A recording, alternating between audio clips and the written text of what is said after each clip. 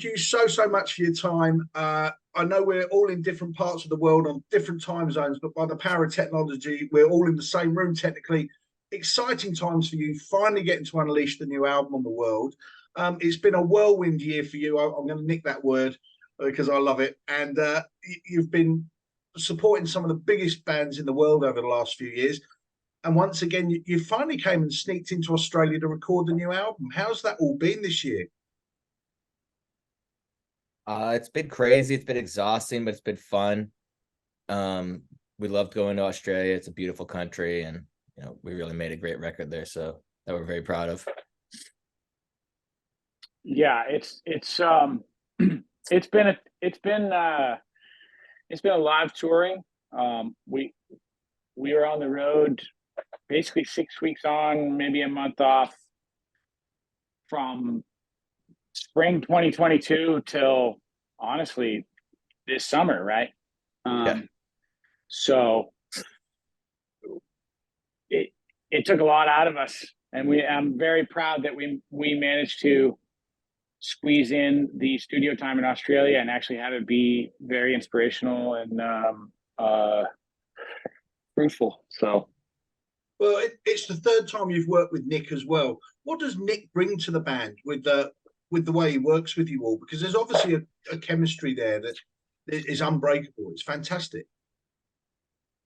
Oh, thank you. It's got like a vibe. It's like very it really lets us be creative in the studio and like knows kind of when to let us go and when to kind of reel us in also. Yeah, he's a silent type and a gentle kind of presence in the room. He's not a forceful producer who, he doesn't play the sergeant role. When he has to, he does, of course, but I think he really understands what a band needs from the producer role, as opposed to maybe a solo artist who's hiring backing musicians. I think in the latter example, a solo artist with backing musicians needs more direction, more heavy lifting in the decision department from a producer. But I think in a band role, the producer really needs to know how to let the band, like Justin said, be creative, get inspired, and then just kind of make sure they don't go off the rails, either in arguments or just too wide of a scope, And I think Nick really understands that role in the band context. I think the way we make our records, it is hard to describe what the producer specifically does, but I think it's almost more important to recognize him knowing when to sort of lay back is really important for us, because we're a band that has a lot of talent in every member and has a sense of what it wants to sound like already. Yeah. Well, you mentioned talented drum members, and you've got a new drummer that's come in on this album with Jaden coming in. Yeah. And how?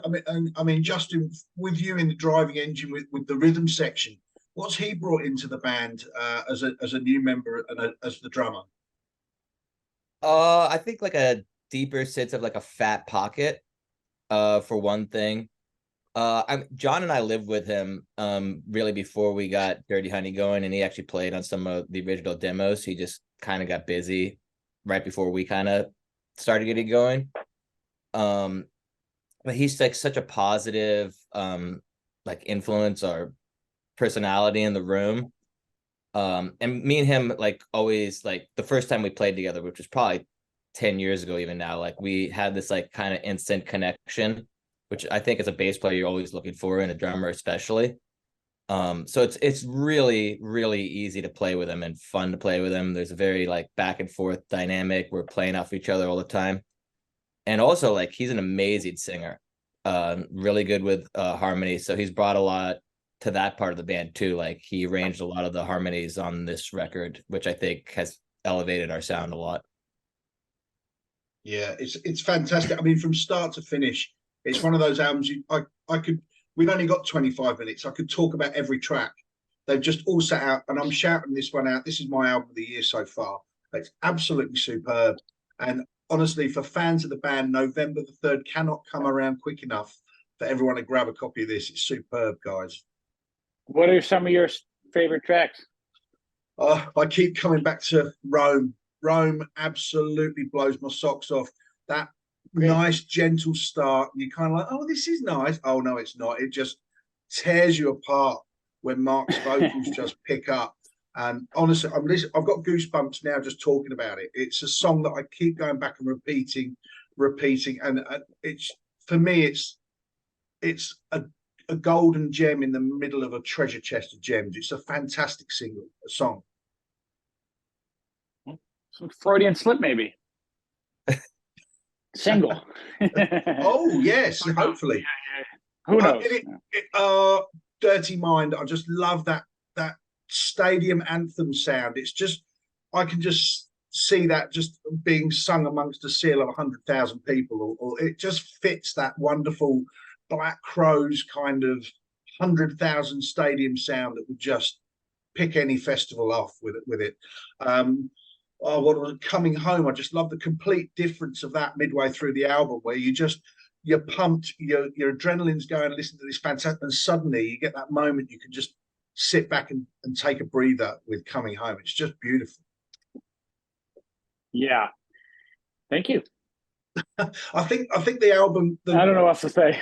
Well, you guys know how important it is to lay those tracks in the correct order, and I think it's just been superbly constructed as an album. And as I say, Coming Home right in the middle of those tracks just gives you that moment to take in the first half of that album almost and go, oh, it can't really go any bigger than this, and then it just picks up again to the end. Yeah. Yep.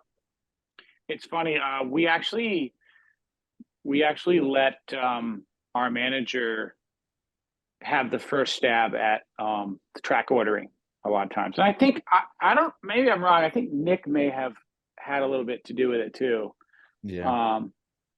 And it's funny.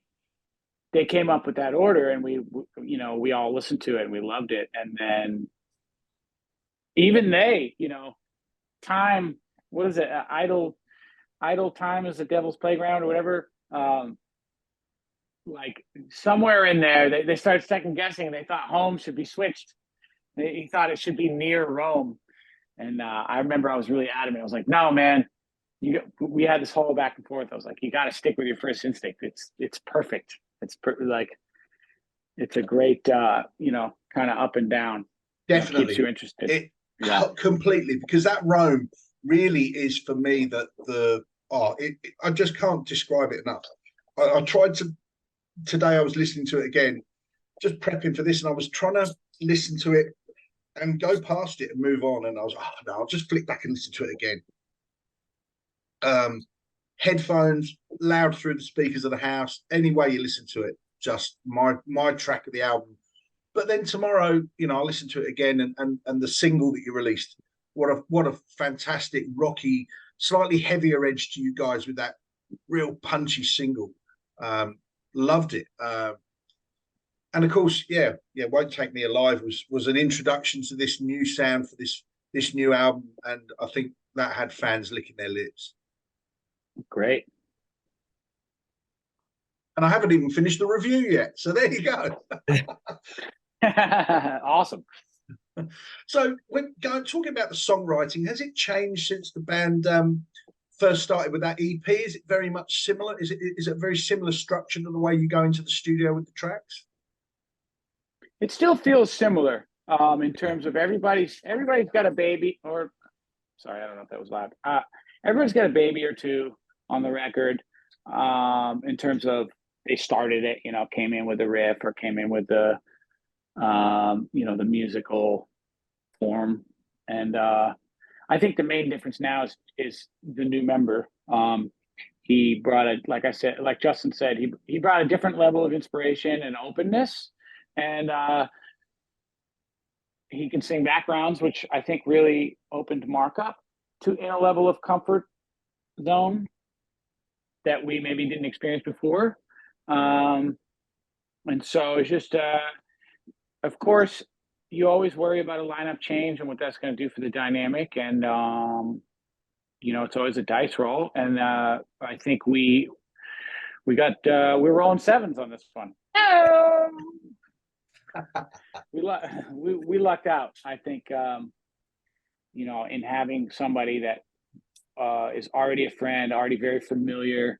And like I said, like Justin said, we've already worked with and lived with. So feel really fortunate that we were able to. We've weathered some pretty big speed bumps in this ride. Pandemic, lineup change, and I think we've made our best record. So, yeah, totally. It's just going up and up and up for you guys. Another track that I forgot to mention, I love You Make It All Right. That slower feel to You Make It All Right, and then that chorus is just earworm stuff. You can't get it out of your head. Yeah, that was a special track, I think, for all of us. That was kind of written like right before we went to Australia. We did like a couple weeks at John's studio, kind of preparing everything, and we'd actually spent all day writing a different song that didn't make the record. And Mark was kind of sitting at the keyboard, just noodling a little bit, and we all just kind of came up with a couple different chord changes in there, and it was pretty much done like half an hour or an hour. I mean, obviously Mark finished the lyrics in Australia, but that was kind of the first time all four of us have been in the room start to finish for an idea, and we all did it together. And then I think it really brought us all together. We were all like texting each other like the next day, like, that's what music's supposed to be about. I love you guys. Yeah. Fantastic. Yeah. So you took 11 tracks that made it onto the album. How many did you take into the studio out of interest? I think we finished the rhythm section track, so about 17. Yeah. Maybe rolled in with 19 ideas. Probably finished 13. Yeah, 13. We actually cut 2 songs. Actually had vocals, melodies, everything. They either didn't make the grade lyrically, where Mark was like, I'm not done with that, or melodically. So I remember that each song was one or the other. Yeah, and you talk about what roles Nick has played. I think that was a big role, kind of getting us maybe to focus on certain songs as we started running out of time in the studio. Yeah. Making decisions like that. He was really helpful. Hey, you guys need to focus on this. This one is great, but maybe it's not done. It'll be on the next record, stuff like that. Yeah. He's the guy that's going to be, it's going to be more easy and natural for him to vote for what is the best idea. You don't even realize you're doing it, but the guys are always voting for their own ideas most of the time. I don't think it's malicious, but if you got an idea, you want to see it come to fruition. So, as it gets down the line, I think like Justin said, he's good at going okay, but really this one, he's like, in my opinion, you all made these. So, yeah, keeps us focused. What was great on one of the first press releases that we got in regards to the new single was we got some great photos of you guys as well, sort of in action in the studio, which was great to see. I hate those photos. Fantastic. Are you talking about the one that was in Guitar World? Yeah. I've got some on our Rockpit site as well. We got sent of you all in the studio doing little bits and pieces. Yeah, it's very it's funny. I'm looking very morose and sad at my guitar. It's kind of funny, but it's the one. And I'm wearing my own merch, which is also funny. Oh, nice. Self-promotion. Self-promotion is never a bad thing.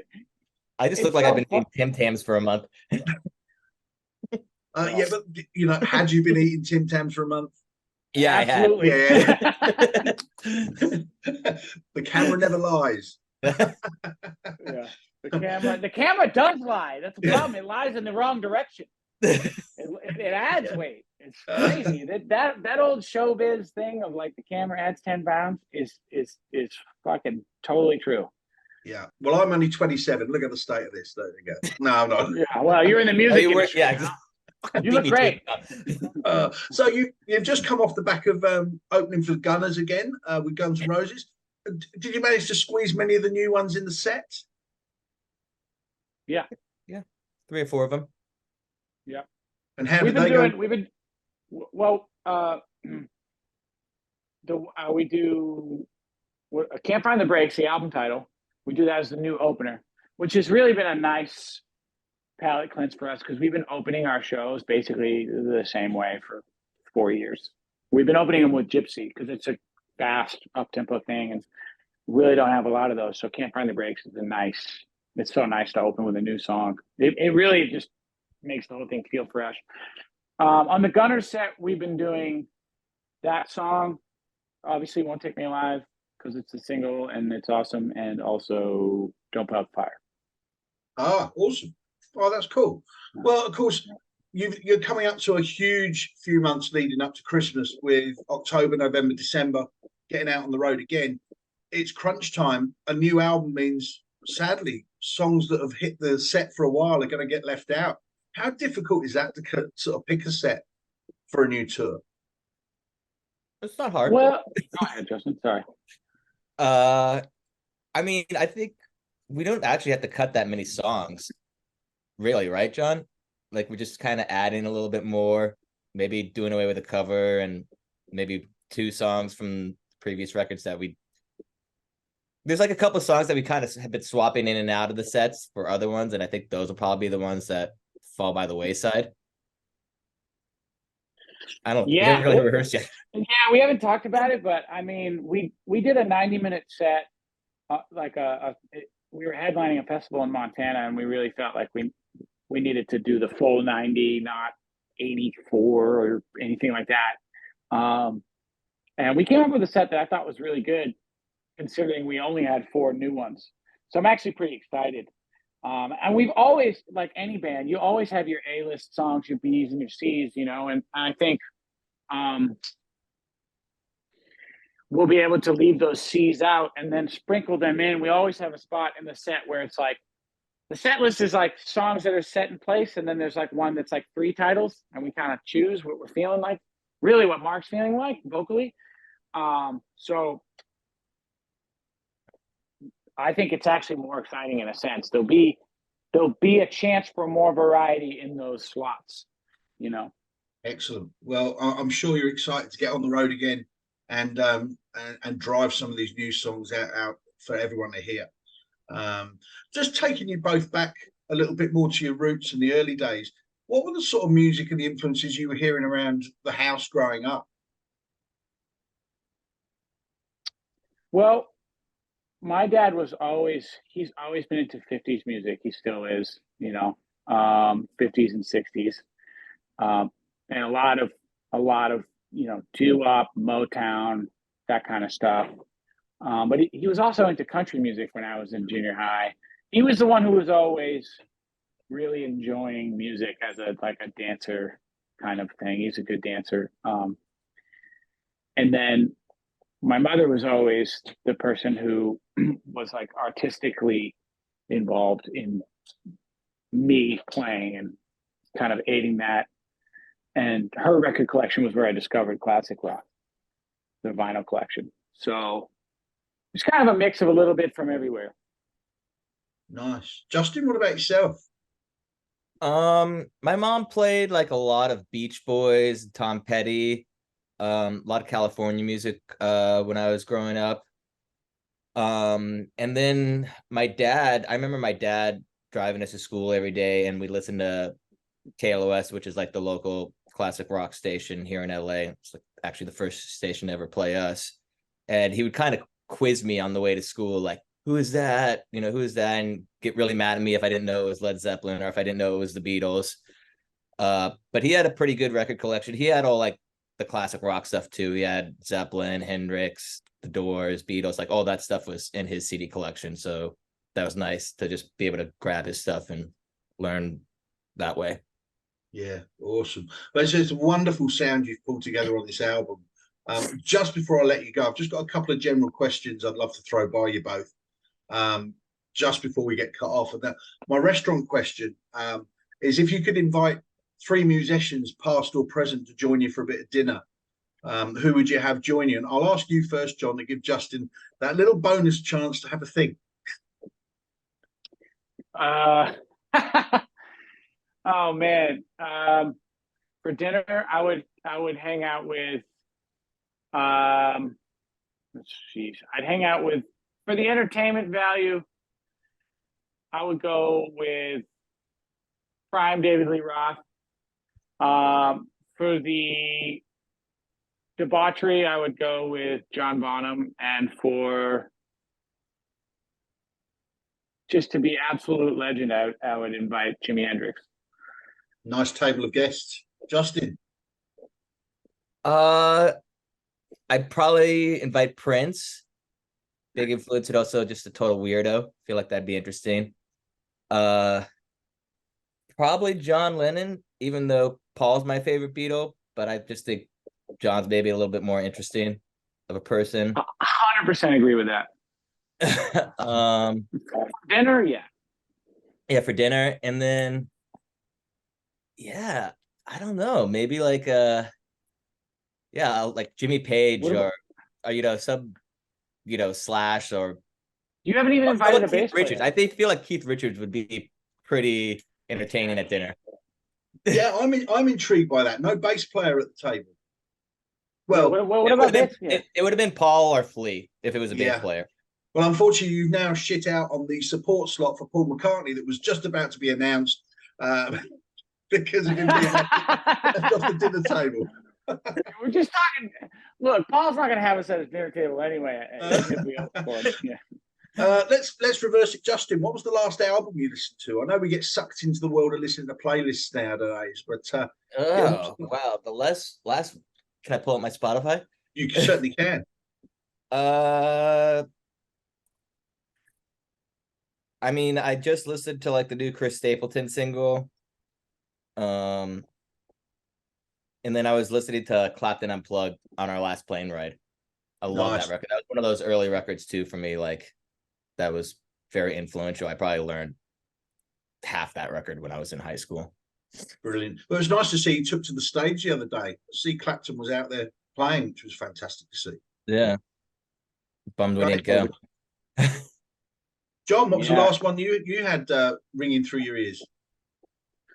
I recently mailed my old CD collection from home, from my basement to here. So, and then that led me to discover a CD store that I'd obviously never gone to, right here in Encino, and I found 5150 by Van Halen in like pristine condition for like $4. CDs are nothing now. It's amazing.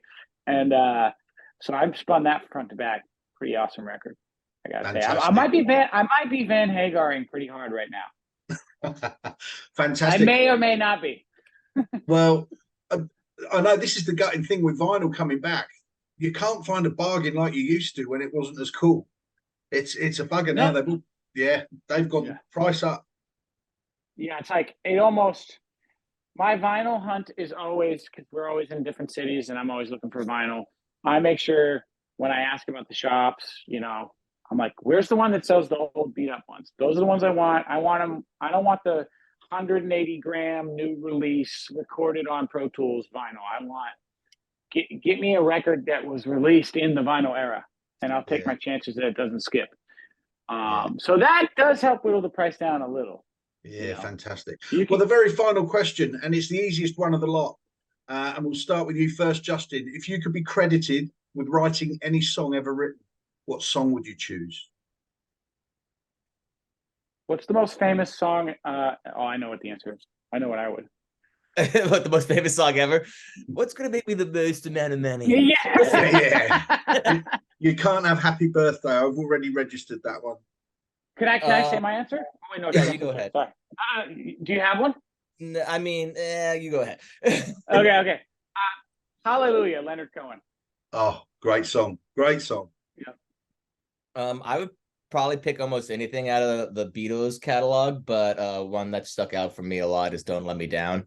That's always kind of rung true to me as just an amazing song since before I even picked up an instrument. I remember like listening to it when I'm like 10 years old and pretending to play guitar in front of the mirror, stuff like that. Fantastic. Two great answers. Guys, I can't thank you enough for your time. I'm so glad that this three-way Zoom has worked faultlessly, which is Eiffel Tower. It's incredible. And yeah, I can't wish you enough best wishes for this album. It's superb start to finish. I'm not gonna go back to bed now. I'm gonna chuck it back on again because I can. Yeah. I know. and a lot of people out there can't, so they've got to wait till November the 3rd. Losers. No, I'm kidding. Well, Can't Find the Brakes, November the 3rd release. You're about to hit the road, October, November, December. We wish you all the best for that. And we wish you, we hope you can finally get down to see us here in Australia and get some shows under your belt as well. Same. Definitely, that would be great. Yeah, well, there's a guy up on the other coast called Nick. He's got an Airbnb. I'm sure he'll put you up. Are you in Perth? Yeah, I'm down in Perth. Nice. Yeah. Never been. Oh, best beaches in Australia. Really?